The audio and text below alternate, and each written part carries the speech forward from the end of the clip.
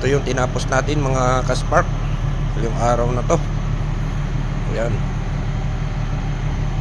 Bali ano to, 8 plano to.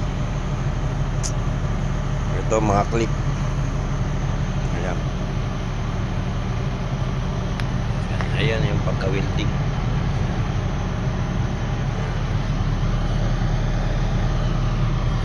Walong plano yan. May mga clip yan, may mga butas. Yung ipinakita ko kaninang umaga na mag-drill, yun yung ginagamit pang butas pag ganito nakalalaki. Pero pag maliliit, doon sa ano, yung sa automatic. Ayan, pipinturahan natin siguro ito mamaya after natin tapusin yung iba pa. Ito. Ayan, tinapos natin. Ito maghakot ulit sila. Maghakot sila ulit ng ng lalagay pa ng mga mga kasamaan ko sa site. Ito. Ayan, ilalagay nila ulit yan.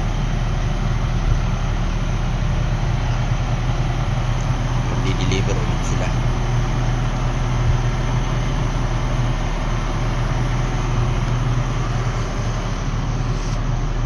Trabahong pogi na lang tayo. Galaw-galaw pogi na lang talaga ngayong launa. Kasi last day na tayo dito.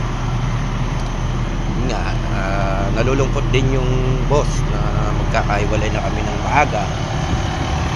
Hindi naman nila tayo pinabayaan kahit paano. Kaso alangan lang talaga yung trabaho ko sa pinapasweldo nila, maliit. Yan o, tinapos natin yung Monday. Nag-urbanize na nila. Ayan, mahahaba na yan. Kaya nandito na tayo. Kaya kailangan natin mag-demand. Dahil nakita naman, kasi may karapatan tayo kahit paano na demand sa sweldo. Nasa kontrata natin yun.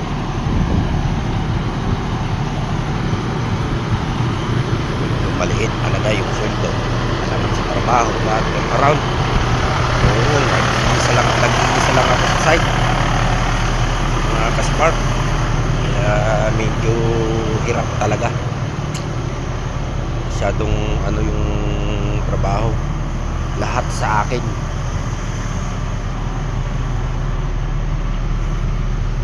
Walang OT, walang Sabado. Kaya buti sana kung may OT, pwede. So wala eh.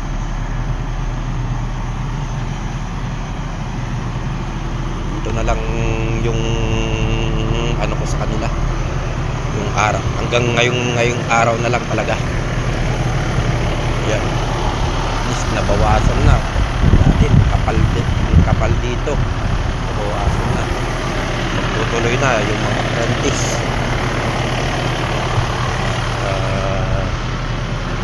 Pero makikita ko pa rin sila paano, dahil magkalapit lang yung trabaho natin. Hindi na tayo nadala sa Byron Bay. Dito na lang tayo sa Karingba ulit.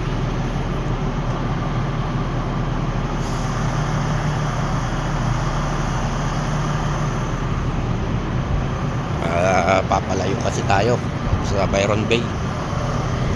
Dito na lang tayo. Buti may nakita sila. Nakita sila agad na mas malapit. Full welder na tayo doon, hindi na tayo mag-pivot up.